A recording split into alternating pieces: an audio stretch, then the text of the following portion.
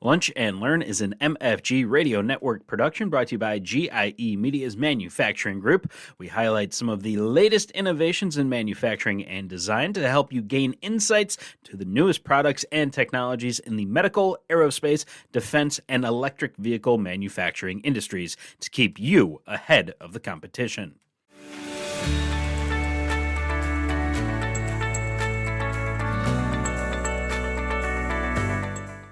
Hello and welcome to the latest Manufacturing Lunch and Learn from GIE Media's Manufacturing Group. I'm Jake Kaufman. We are happy to be joined today by Insaco as they'll discuss a fascinating update, internal threading and hard materials that are now possible. We'd like to thank Insaco for sponsoring today's Lunch and Learn. They are a precision machining company that fabricates parts from all technical ceramic, sapphire, glass, and quartz. Since 1947, Insaco has been synonymous with excellence in the development and production of high-precision machine parts. Today, we'll be joined by Vice President of Sales, Scott Middle, who has been an employee of Insaco since 1990 and is responsible for sales and engineering activity, including quotations and account management. Scott takes an aggressive, proactive approach to developing new customers and new product applications. Also, sales engineer Gary Leatherman, who has been on the Insaco sales team since May of 2014. Gary is responsible for market saturation, new business development, and quotations. And sales engineer Jackson Evans is the newest member of the Insaco sales team, joining in July of 2021. Jackson works directly with customers, utilizing his knowledge of ceramic materials and Insaco's machining capabilities to ensure that parts requested will meet customers' expectations to the fullest. But without further ado, gentlemen, the floor is all yours. Thank you for joining us today. Thank you, Jake. Again, my name is Scott Middle, and I haven't heard that bio in a while. I think I wrote that quite a few years ago. So we have something that's very important that we want to try to get out there, and that's how we're doing with regards to tapping holes and internal threads. But before we get into that, I would like to take just a couple of slides and sort of explain Insaco, maybe to a little bit greater depth than what Jake had provided. So Insaco is an acronym for Industrial Sapphire Company. Again, 1947 was when we started. We were actually started in a barn at the other end of this property. We're on about an 80-acre site. We are now obviously we're not in a barn, we're in a new facility that we built in 1963. But the business originally was called Industrial Sapphire Company, but we changed it to Insaco in order to have people understand that we're doing more than just sapphire. It's commonly mispronounced, and that's why it's always sometimes important to just say it stands for Industrial Sapphire Company, and that becomes then Insaco. The business itself started 78 years ago. Again, we only say 78 because it's a little bit of a play on number, because the business was started with sapphire phonograph needles. So there's a picture of a sapphire phonograph needle on a 78 record. But we've really gone into many different applications over their 78-year history, into aerospace, medical, defense, semi, as written on the slide, as well as compound semi and clinical chemistry and lots of other different applications where ceramic is useful. The facility itself, this is the front of the facility as we approach it. We're about 50,000 square feet. We're occupying about, about 300 machine tools. And we're running about 65 employees, and we're running a two-shift operation. And in that facility, again, we're doing lots of different things. So I'm going to now turn it over to Gary, and he's going to proceed with the next couple of slides. Hi, everyone. So you might be asking the question, why ceramics? Some of you may be in a role where you're a designer or an engineer for your organization. And as a designer engineer designing a product, you're likely going to, assess what product you're designing and what materials would be the best choice. And I just want to kind of go over, the path you may take in determining, what material would be a good choice and why ceramic might be a good choice. So chances are you're going to evaluate, material properties when you're trying to make that choice. And ceramic will definitely separate itself from other materials such as metals or plastics in many of those material property categories. So really, ceramics will separate itself from other materials when it comes to wear resistance, high temperature application, if thermal conductivity or electrical conductivity is important, or on the flip side, if it needs to be a thermal or electrical conductor, insulator, you might choose a ceramic. So really, you got to understand, the environment that the product or part is going to be in, and will the ceramic, withstand those particular environments and extreme conditions. Ceramic is much, more wear resistance, as I mentioned. It will definitely last a lot longer in the finished product than other materials. So again, it's just something that as a designer, you really need to think about and determine, is ceramic going to be the right fit? And then, the next question would be the necessity of post-fired ceramic machining. Okay, so the key here is going to be tolerances, really. If you think about the process of making ceramic materials, you're going to start with a powder that's going to have a binder, and then you're going to form that into a shape, whether that be a rod, a tube, or a plate. You're going to fire it then and sinter it, and then it's in its hardest state, which is what we consider the post-fired state. So why are tolerances important? If in your application, the part needs to be very precise, then obviously machining is going to be the path that you want to go. With machining, a company like Insaco, a company like us, we're able to meet these very tight tolerances, which are anywhere from, a thousandth of an inch down to, 40 millionths of an inch. Through all the different machining tools that Scott had mentioned, we're able to meet these very tight tolerances. So if you're designing a part, you're likely going to need to go to a machined part, post-fired machine part. And the reason for that is when you're in the sintering stage of the product process, the sintering is going to shrink the green body ceramic up to 15 to 20%.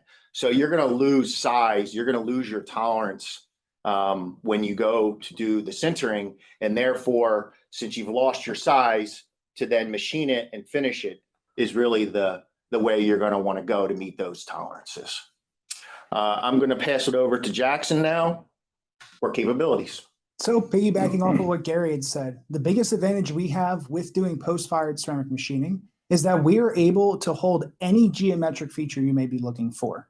And in addition to that, because we're machining everything in a post-fired state and do not have to worry about concerns like shrinkage, we can also hold parts down to extreme tolerances, not down to plus or minus 0.002, but down to plus or minus 40 millionths in many cases. There are quite a few parts that we machine in this facility where we're holding tolerances down to 1 micron or 40 millionths of an inch.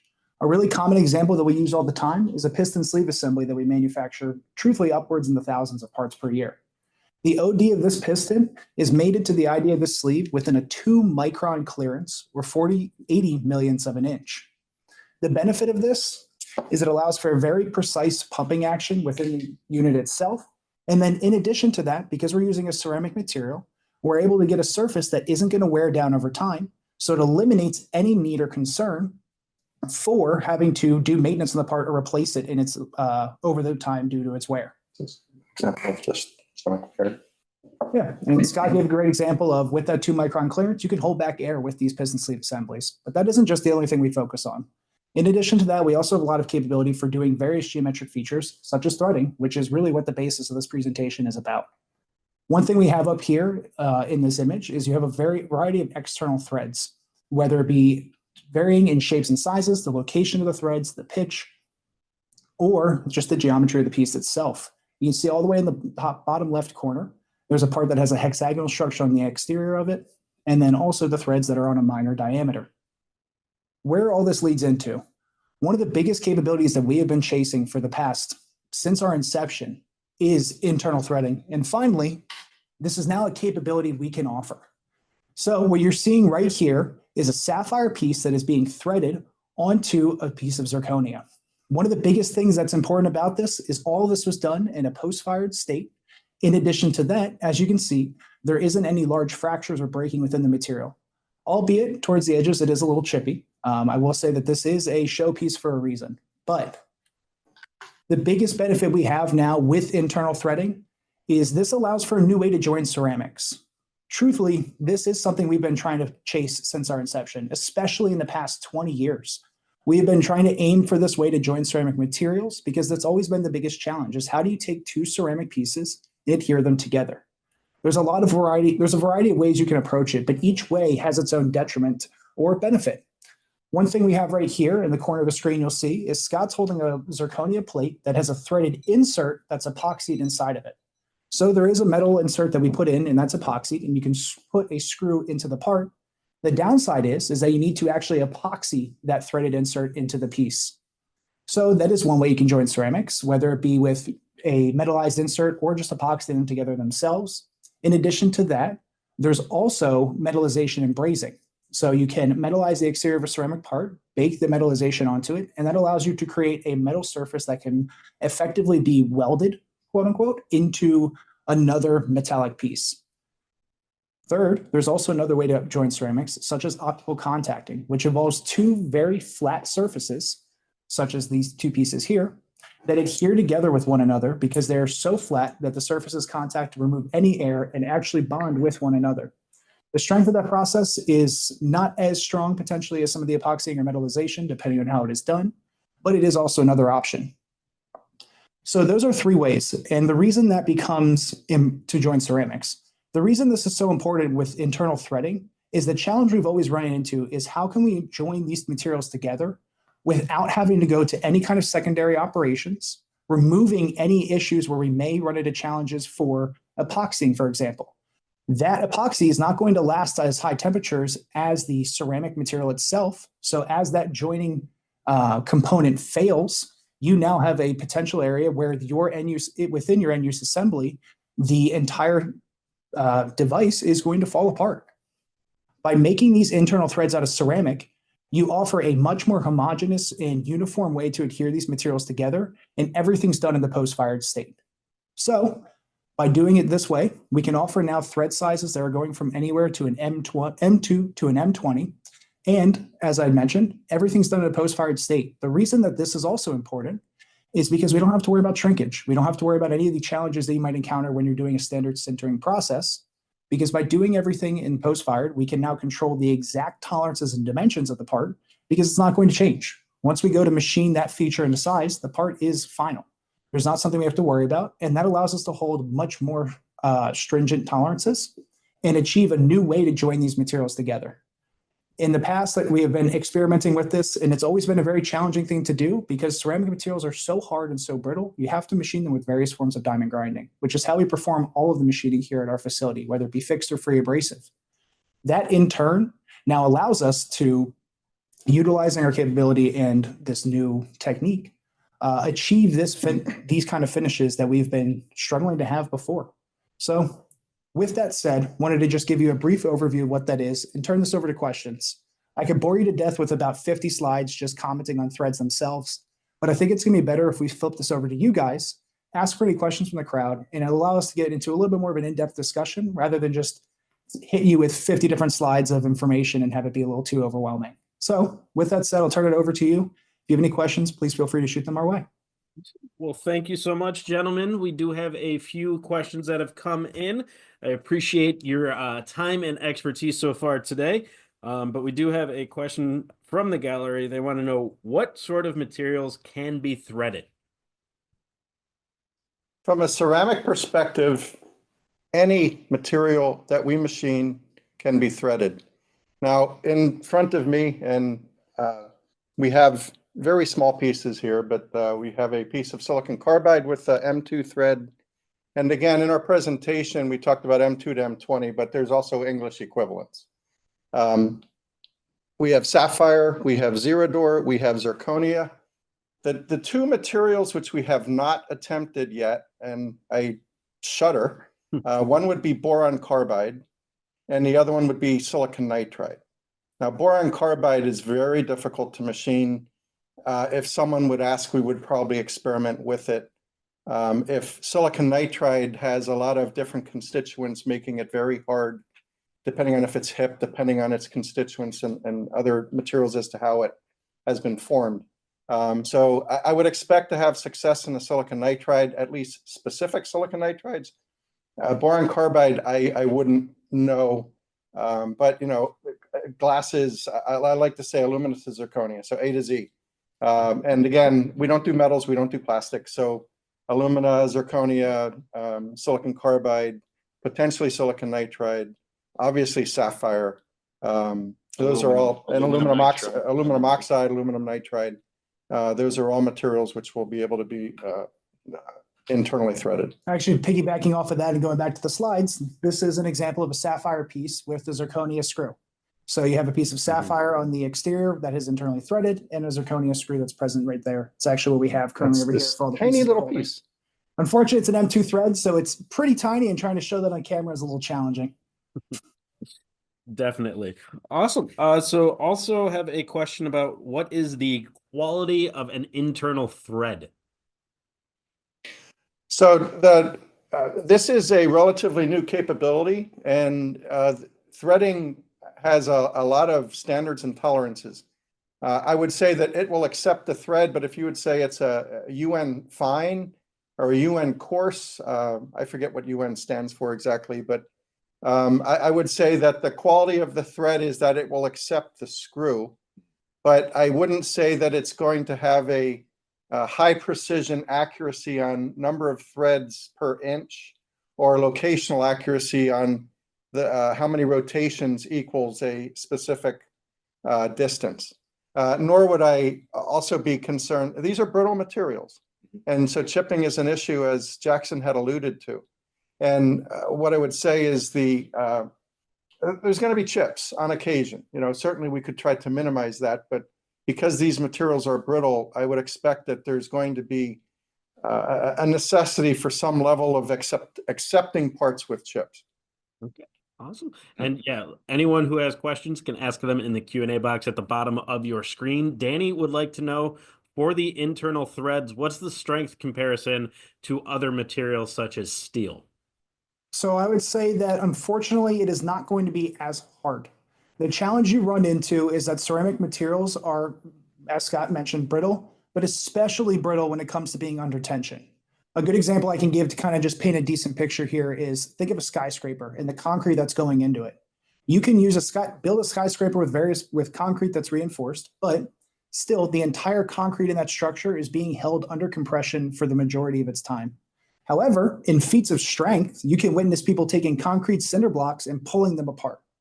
The concrete in that skyscraper is under compression, whereas pulling that cinder block apart in a feat of strength is done under tension. The challenge you're going to run into with joining these materials is that as soon as you start to pull on those threads, you're going to potentially run the risk of them fracturing. I would not say it's going to hold as tight as a steel thread. However, it's going to be reasonable is the best way I can say it. It's not going to be something where if I lean on this or pull on it, it's going to snap. It's not that brittle. We use the term brittle relative to the more technical material side of things, whereas, like you said, steel. You're not going to measure steel within the realm of, okay, how is this going to compare to a piece of wood in terms of its strength? We're talking about when we're trying to push the extremes for these limitations, what does that look like? And that's where there's a little bit of a limitation with the threading process, because the part can only handle so much tensile forces, especially when you're going to be pulling the threads, which are some pretty small tines, regardless of whatever size you're using. Awesome. So then also Jeff in the audience wants to know, wouldn't this make it overly fragile? What kind of torque aspect is used for fastening? Again, we agree. We agree completely. I have a piece here that is just a screw on top of a quartz piece, and if I took this and went to a relatively high torque, we're going to break it. I know that we're going to break it. So I wouldn't think of these pieces and this capability as being a capability which is going to allow for a high strength. But if it's a high temperature application, or in the case of this piece, this is joining of two pieces in a butt ending. So here's a piece of quartz and here's another piece of quartz, and we could butt end them together in order to make a longer tube. What we're trying to do is identify that we have this capability, but from the design aspect, it comes down to the customer as to what they're trying to do. With the understanding, with these materials being as brittle as they are, as Jackson had said, they're wonderful in compression, they're terrible in tension. And that is going to be expected with regards to the end use applications. And actually, to piggyback off of Scott's comment and furthering with what you're saying, when machining these threads, we need to follow the UNC or UNF guidelines or UNEF guidelines. We can't do anything with an NPT thread, so national pipe threads, because the problem with those threads is that requires a large amount of torque to be put on the threads to ensure that you are putting the pieces under tension and stressing the actual thread itself to ensure a sealed face.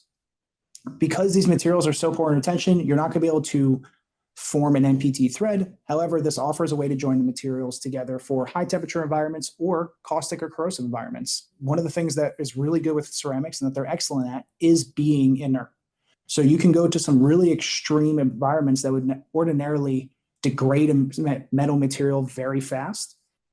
But instead, now you can use a ceramic piece that will hold these components together and at least offer a new way to withstand that specific environment. So it's more about a creative solution for approaching some very niche or challenging areas, as opposed to saying, hey, this is going to replace a structural component I'm already using out of metal. Thank you, Jackson and Scott. We also have a question from Wesley talking about how they machine piezo ceramic with diamond boring tools.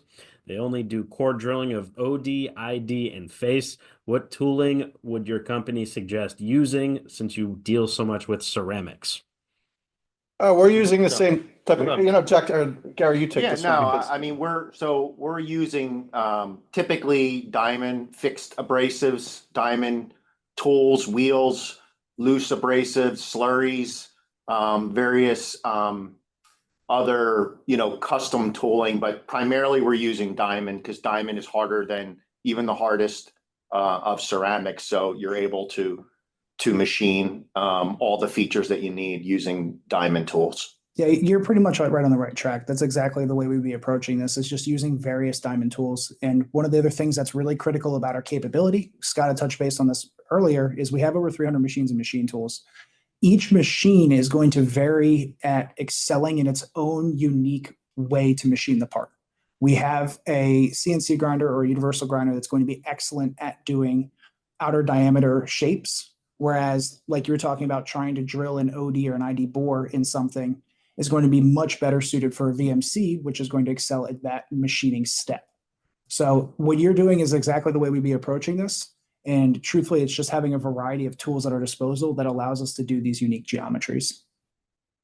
Awesome. So we do have a few more questions coming in. What should I do if I have an application but am unsure of the ceramic material being used or its general design? Yeah, so give us a call, send us an email. We have a sales email account where you can send an inquiry in to sales@insaco.com. You can give us a call. Typically, a lot of new applications that come in start with just a conversation. Even if you don't have a drawing at this point, we're more than happy to discuss the application, discuss material selection. We don't actually make ceramic material here. We buy it commercially available from material ceramic producers, but we'll take an unbiased approach to material selection. We'll give you our guidance the best that we can. We have a lot of years of experience to pull on in order to help guide you in the right direction when it comes to a material selection. But as I mentioned in some of the earlier slides, a lot of it is dependent on the environment or what the part or application or product is going to see to determine, which properties are important. just to mention on our website, we do have a designer's guide, which is a nice tool that you can utilize to really sort out the materials based on their property values. So that would be another resource to start and take a look at that. But honestly, we like to jump on the phone and talk about different applications and in different industries. We'll really sell product into any industry. It doesn't really matter if a ceramic part is required or necessary, then we're willing to help. The one, obviously I've been here for a while, and the one axiom that I like to say is you do not choose these materials because you want them. You choose them because you have to have them, because the end use application does not allow for any other material. And again, that's based on temperature, it's based on wear. And fundamentally, they're always going to be more expensive than metal and obviously plastic. So, but the only other material that you could potentially use is unobtainium. And that's another axiom, but basically it's a material which is not obtainable. So we have to use the ceramic or sapphire or glass or whatever it is for the end use application, and in order to achieve success in the end use. So it looks like we do have time for a few last questions. Going back to the internal threading, are there any limitations? That's a good question. I would say certainly. Yeah, We just don't know where they are. We're working through some of that as we get into more and more parts or projects that involve internal threading. Sorry to cut you off, but it is a work in progress. We haven't been doing it forever, but we're kind of learning as we go. So if you have an inquiry or a need for an internal thread, then we would want to sit down and discuss, how's it going to be used? What's it going to be exposed to? What your end goal is? And then we can. Lunch and Learn is an MFG Radio Network production brought to you by GIE Media's Manufacturing Group. We highlight some of the latest innovations in manufacturing and design to help you gain insights to the newest products and technologies in the medical, aerospace, defense, and electric vehicle manufacturing industries to keep you ahead of the competition. Look to achieve what you need. But yeah, I mean, there's limitations, but we haven't really experienced many of those yet, and I'm sure we will and overcome those limitations and hurdles, but it's just time will tell. Well, thank you, Gary. And also, looks like we can start wrapping things up today. So a massive thank you to everyone over at Insaco, and obviously a massive thank you to Scott Middle, Gary Leatherman, and Jackson Evans for your time and expertise today, gentlemen. Thank you so much, and I hope you guys have a great rest of your day. Thank you. Take care, everyone. You can listen to all of our episodes of Manufacturing Matters and Lunch and Learn podcast from the MFG Radio Network on Spotify, Apple Music, and on our websites, todaysmedicaldevelopments.com, aerospacemanufacturinganddesign.com, defenseandmunitions.com, and evdesignandmanufacturing.com.